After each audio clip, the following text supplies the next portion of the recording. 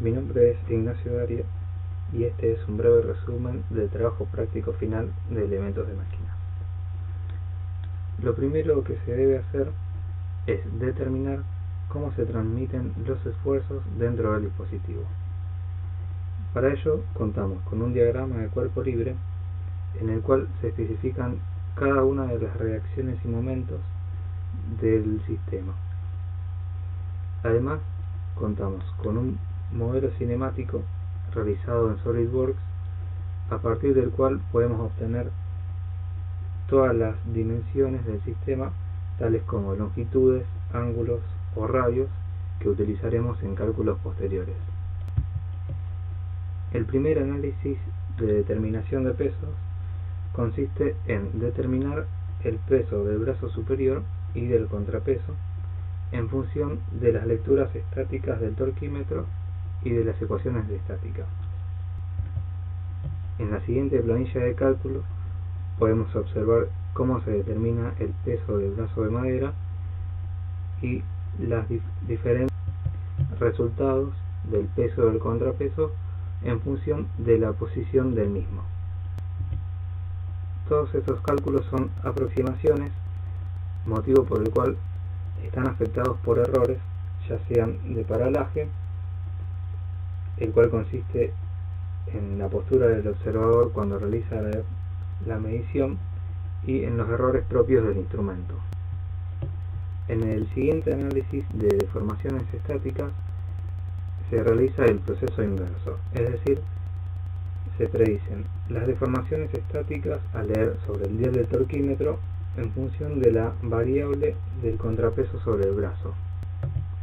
En la siguiente planilla de deformaciones estáticas podemos observar cómo varía el torque en función de la posición del contrapeso, es decir, a medida que se va acercando al centro de masa del brazo, disminuye el torque que indica el torquímetro.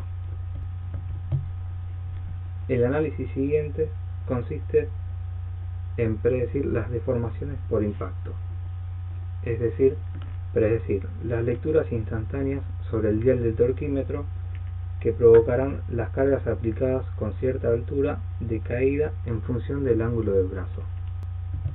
En la siguiente planilla de cálculo podemos observar cómo el torque varía en función de la posición del contrapeso, y se puede observar que el torque aumentó considerablemente respecto a la experiencia anterior. El siguiente análisis de frecuencia natural de vibración consiste en determinar teóricamente la principal frecuencia natural de vibración del sistema a flexión en función de la posición del contrapeso y también cuando éste se encuentra ausente. Para ello se modeliza el sistema como un conjunto de masa-resorte y se deben consignar los valores de rigidez y masa del sistema de un grado de libertad.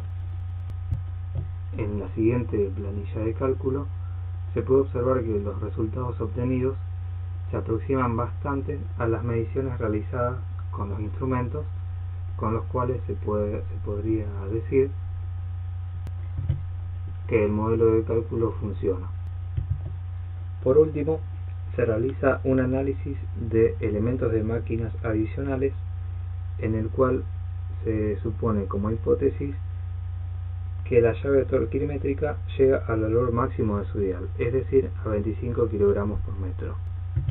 Con esas condiciones se debe calcular la tensión cortante sobre el perno de la bisagra del brazo,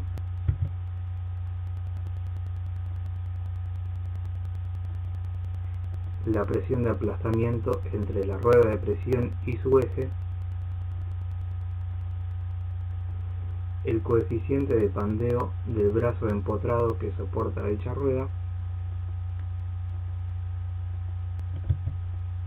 la tensión cortante sobre el cuadrado de la llave